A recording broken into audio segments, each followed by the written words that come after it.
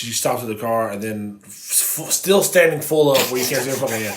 Her fucking neck flips down into the door. I was like, oh shit, what?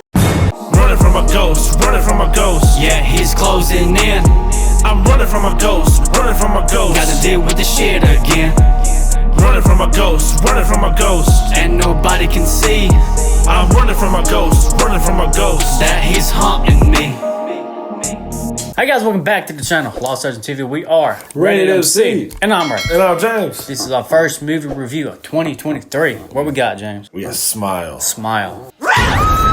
Initial thoughts, bro. Initial thoughts? Initial thoughts. Dude, that shit freaked me the fuck out. Not in the sense of like, it was overly terrifying. I watched it with somebody. I remember in theater being like, this is exactly what's going to happen. And it happened. The score was freaky, and there were still moments that made me jump. Yeah, I text you about it, remember? Yeah. I told you about it when I got done watching it. It wasn't like a day later or whatever. I can't remember how long it was. I just got a random text, and it was just like, dude, this shit. I was like, yeah. I wasn't even like 15 minutes in. Yeah. Like the score about it, the atmosphere, like the whole thing was just fucking creepy. Also, I gotta give fucking props to some of the jump scares, man. Creative. Effective. Some of them I was like, yeah, that's about to happen. But overall, I really enjoyed this fucking movie. I would fuck with it. Only thing I didn't like is the ending. I do think the first half is a lot stronger than the second half. If you guys don't know this, actually, I'm not sure if you know this either. This movie stems from a short film the director made like 3 years ago. Mm-hmm. It's called Laura Hasn't Slept. Have you seen that? I haven't seen it, but I had heard about it. It's like 5 minutes long, but it gives like a little more insight about the said entity that follows around. It's pretty cool. The girl, Laura, who dies in the opening credits, reprises her role in this movie. It's like it's the same girl. So let's break this down for you, what we didn't like and what we liked. There was a lot of things that I did like about the film. I liked the opening scene of them in the hospital with Laura. You talk about how she sees something, right? Yeah. And it definitely gave me like It Follow vibes. For Exactly. That's why I was like, okay, so There's one scene in particular we'll talk about later. Yeah. That I was like, it follows. Yeah. That's it. You know what I'm saying? And then when she started like seeing it there, like when I heard everything break and I saw she had looked away, there was nobody over that area. I thought she was just gone. I thought that's what happened was like the entity took her away. Yeah, she was just gone. And I couldn't tell you how creepy that smile was the first time I saw it. Bro, it was fucking it stays unnerving. Bro, you remember those fucking marketing schemes they did? Mm-hmm. I give respect to this fucking studio. Mm-hmm. I pay motherfuckers to go to like baseball games, like wrestling events. Just sit there and fucking smile the whole fucking time. Could you imagine? Yeah, I couldn't do that. Fucking mouth would hurt. Yeah, I had to get paid a lot of money. She literally just takes this broken piece of glass and slices her throat with a smile still on her face.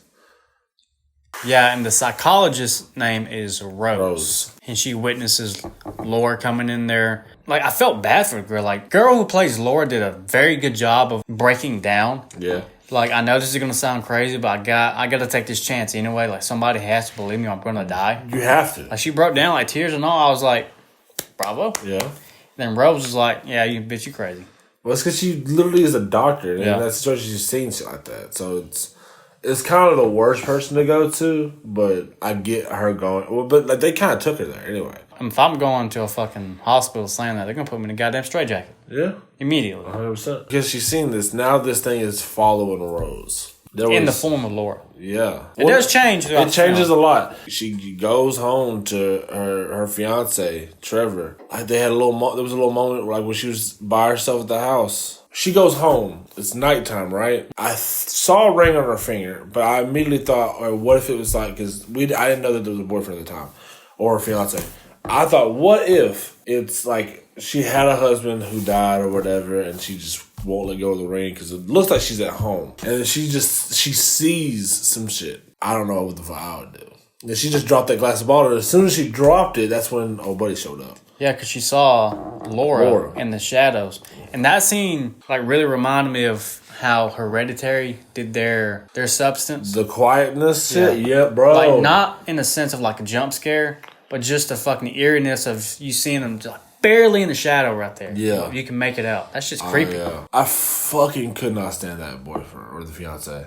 Trevor. Yeah, I couldn't tolerate Bro, the he mom. was just like, man, you fucking crazy. Fuck this shit. I'm out. Yeah. She basically spends the entire movie just seeing things. She does try to tell people. It basically falls on deaf ears. No one legitimately believes her. She even has a moment in the movie where she bought a present for her nephew. She had gone to dinner with her sister's husband, and they seemed like in complete pieces of shit to me. They was definitely on a fucking high horse. Yeah, they're on their own high horse.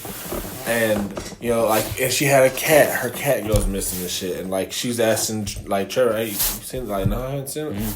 And then, so she goes to the kids' party, and there's all these people there. They're all opening presents, and then they open, the nephew opens Rose's present, and he goes crazy. Like, he didn't go crazy, he's, like, baffled.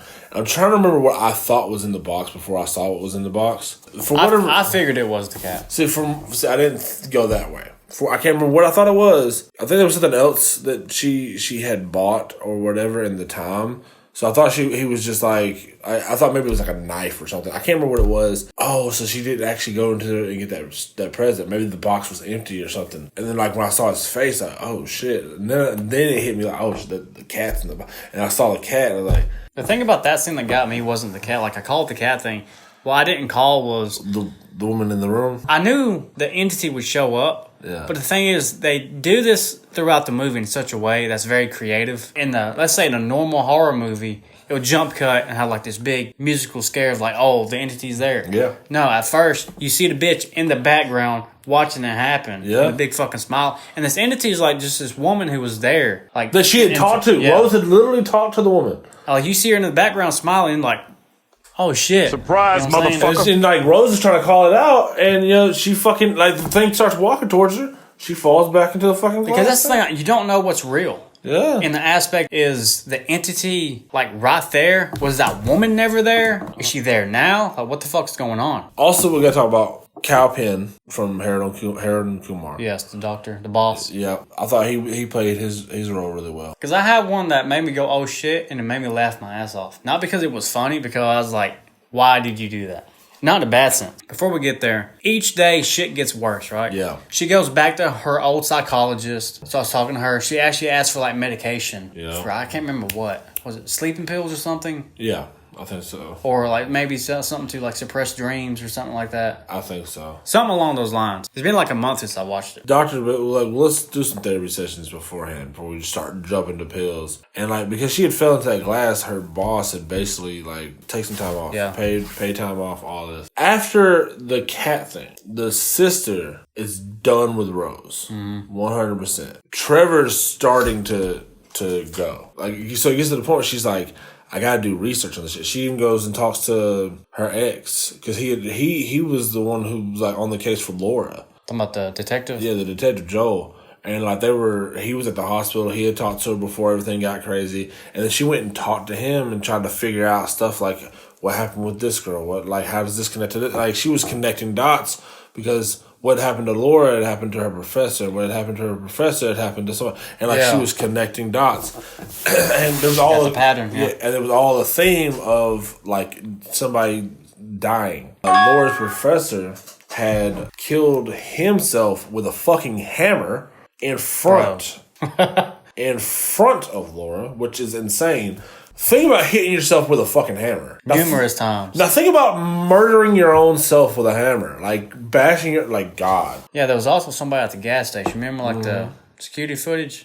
If you witness something traumatic, somebody committing suicide in front of you, then this entity comes after you. And the whole thing was like Rose had seen her mom OD basically at home in bed. When she was a kid, yeah. When she was a kid. Because that's how it opened up, was just her mom on the bed, basically dead. And Rose standing there. When she goes and sees her sister, Yeah, man. that might have been one of my favorite parts. That's my favorite part of the movie. Yeah. That one. Because like... Did not see that shit coming. Because like she's I talking... thought maybe... Okay, no, never mind. Oh, yep, there it is. So like she talked to her sister. Her sister just is not wanting to hear it. They kind of argue about her not being there when the mom died and all that other stuff. And the sister basically just tells her to leave. The thing is, Rose had good points. Yeah. Like, she had all the proof there that she got from Joel, the detective, because she goes to him for help. It's the fact that she was coming off crazy after she had done something crazy. Which I get it because she does state like, oh yeah, you're acting just like mom. You need to stop. I can't have this around my kids, which I respect that. Yeah, I respect it. So she goes back to her car and she freaks out in her car. Like she's fucking hitting the fucking stereo and everything, and you can see the sisters watching her from the window. And she's just like, God damn. While she's freaking out, the door opens and the sister walks down to the car. And I was like, so what is she going to say now? And then she stops at the car and then still standing full up where you can't see her fucking head. Her fucking neck flips down into the door. I was like, oh shit, what? It scared me and I laughed myself like to tears almost. Yeah. When that happened. It had a It Follows moment, right? Mm-hmm. Like she walked out, she had her arms crossed, like she was upset, like, I gotta go check on this bitch. Yeah. And she walks up and she taps on the glass. She's like, so you're like, okay, she gonna roll it? Nah. Bronk. It got me. One thing I like too is like she has these small increments of reality's not real. Yeah. Like she's in her apartment on the phone. She's doing shit in the kitchen because she's drinking. And then the alarm system. And then she's like basically talking to the entity. Yeah. And like it just never happened. Yeah. It never happened. Yeah. Then she calls the police anyway. Yeah. That's when Trevor really starts like, hey, I'm fucking done with this. Also the psychiatrist scene. See, here's the thing. So with the psychiatrist scene, I called it. You did? 100% because like whenever I didn't call it till the phone rang. Whenever she comes home and Trevor and the psychiatrist are there, was that the time or was it a different time? It was just the psychiatrist there. No, that's it because Trevor left. Yeah, because Trevor leaves and she's talking to the psychiatrist. All this stuff, I literally leaned over to her and I was like, that's the fucking entity. I know. What's gonna happen is this motherfucking the phone will go off. She gonna go talk to the motherfucker on the phone, and it's the psychiatrist, and I'm gonna lose my shit. I called that shit, and she's like, "What? No, that's not that." And as soon as the phone rang, it was like, "Hello, Rosa." I was like, "Bro," yeah. Because that's the first time through the whole movie the entity's not smiling, and then just hit you with a smile. She kind of grew like larger in a way. Yeah. Then chased the bitch down the steps. Basically. And then just another part that really got me is you remember the kind of crazy dude that was in the thing or whatever and like she had seen him smiling for a second? Oh yeah, the fucking patient because she went back there. A part that legit made me jump and I can't explain why because it was a jump scare. It just, I don't know. I like looking back now, I don't think I would have normally jumped in that situation. I would have probably more of expected it, but I didn't expect it. So she goes back to the hospital, like, because at this point, like, she found out from a guy in prison that the only way to pass the entity on and get rid of it is to kill somebody in front of somebody. So they can be traumatized. Goes in with a knife. She goes to this dude's room. And she's like, it's this crazy that you've seen from earlier, like I don't mean to say crazy, but that's kind of how like they're trying to portray it. She gets him in the corner, she just fucking stabs him, and like she's murdering him. The doctor walks in or whatever, and then like she starts to run off, and then it turns out she'd never even like she never even went in that thing.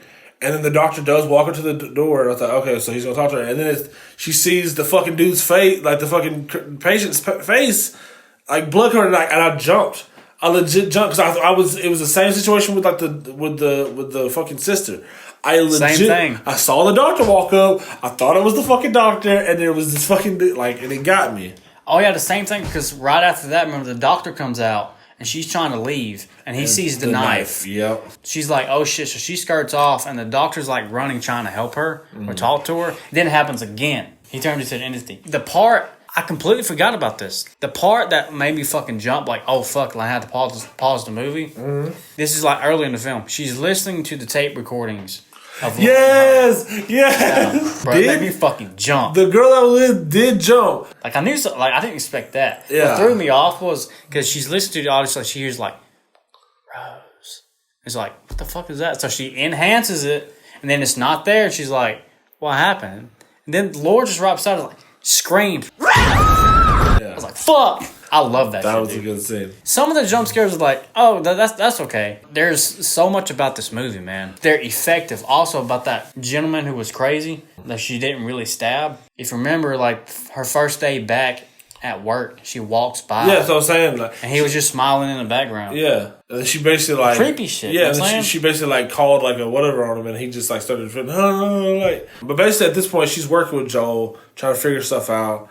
And then once she's kind of like figured out that she has to like face her own trauma, doesn't want Joel coming near her. So she doesn't tell him exactly where she's going. Oh, Joel played in a Nightmare on Elm Street remake. Yeah, he by the way. did. She goes to her old home, It's which I would have dilapidated. been. Yeah, and I would have been terrified to do this.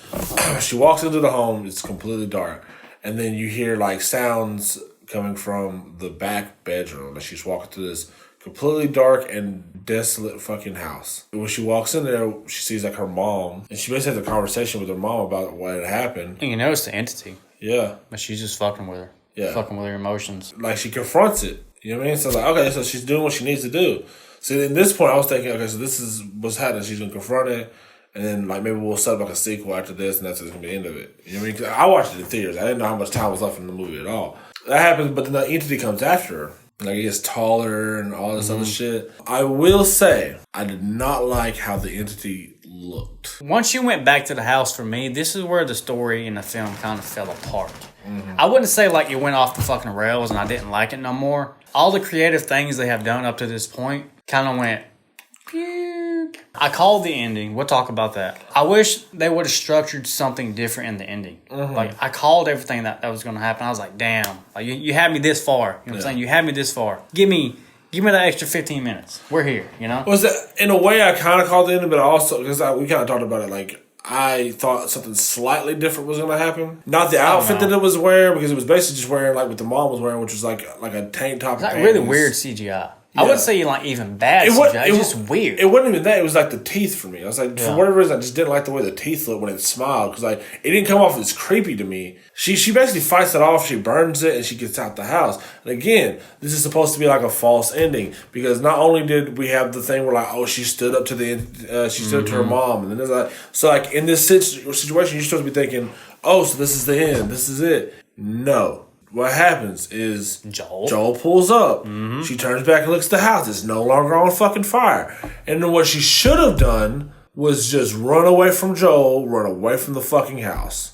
Because she did say, as long as I'm around somebody, it's going to happen. Exactly. As long as she's in solitude, she's okay. She's safe. Because she has to kill herself in front of somebody so it can be passed on. That's what the entity wants. They go all the way the fuck home. To his place. And she asks if she can crash that. And of course he says yeah. Because like he was into her. Obviously, like he was still into her. Like they had been together and it just, whatever happened. In this moment, this is what I thought was how this was going to end. Because she's standing in the living room of this small ass apartment with the dude. I thought legit what was going to happen was the door was going to open and Joel was going to walk into the apartment. Oh, with the other Joel? Yeah, and like so you knew that this was the entity, right? Yeah. And then like as soon as he walked in, she was gonna look, see that, and then maybe like look back at this one and it was smiling, and then we were to cut to black, and that was gonna be the end of it. And I would have actually liked that. I would have took that. Yeah. I would have took that. You know what happens is she's talking to Joel, and then he just basically starts laughing and smiling, and that's when it cuts back to her back at this place, and then she Joel, never even left. Yeah, and then Joel in front of her, which in a way I do like that because the entity basically gave her false hope. Like, straight up, like, oh, yeah, you did it. Like, the ending's it's not bad. Yeah. It could have been so much better. Yeah. So she goes, like, she sees Joel, she says no, and instead of running away like she should have, she runs back into the fucking house, which is not the smart thing, because that's when the entity was in there, and he basically, like, the entity basically times the shit right. And this was kind of creepy, was when, like they removed its fucking skin. Yeah. Went into her fucking mouth. That was weird. That was weird, and it was creepy. I did like that. Joel's trying his damnedest to open the door, and then once he burst through the door, I immediately was like, fuck, dude, really? So she's just gonna kill herself. Okay. And she did. Yeah. Set herself on fire. Yeah, she set herself on fire in front of him, like standing there smiling. And I guess in a way, what I could take from that is there was really no getting rid of that entity. No. She was done for. No, like the only way she could have done it is she had to kill somebody, and she didn't do it. She didn't do that. Overall, even with that, I do still think this was a really, really good movie. Coming from people who watch a lot of horror movies, if you're a horror fanatic like we are, and you watch horror movies day in and day out, this really had so many creative elements. Like, it stood out to me, you know what I'm saying? Yeah, it's been a while since something's gotten me like that. The last thing I could think of was Hereditary. Yeah. Every now and then, bro, you're like, That's a pretty damn good movie. Yeah. And there's even been horror movies that have come out that, like, didn't scare me or anything, but I was like, dude, that was just a great fucking movie. I like that. Like Hereditary. But Hereditary scared me. Yeah, Like, it had because moments. It doesn't really focus on jump scares. It's just so much fucking like background eeriness and shit, Yes. But yeah, I really enjoyed the movie. I thought it was a hell of a way to end 2022. And I thought it was a hell of a way to start the movie review in 2023. Hell yeah. 5 being average, I'm going to give this... I would definitely watch this again. I'm going to go... I wouldn't watch this again for the sake of me watching it. I would love to be by somebody and watch their reaction. I'm going 7.5. I'll give it a solid 8 because I do really enjoy this movie, just the ending. That's still way above average. 5's average. Your average run-of-the-mill. So don't think we're like, oh, this is like a C+ movie. Like, no, this is legit a good movie. That's it for the review, guys. Let us know what y'all thought about the movie. Did y'all like it? Did y'all enjoy it? Are y'all glad to see us back? Please like, comment, subscribe, tell people. Spread the love. We are trying to make it to 10K this year. You're in the community tabs. You seen what Ray posted about the channel and our expectations for the year? Please help us meet that. Thank y'all. We are back. And until next time, deuces. Adios.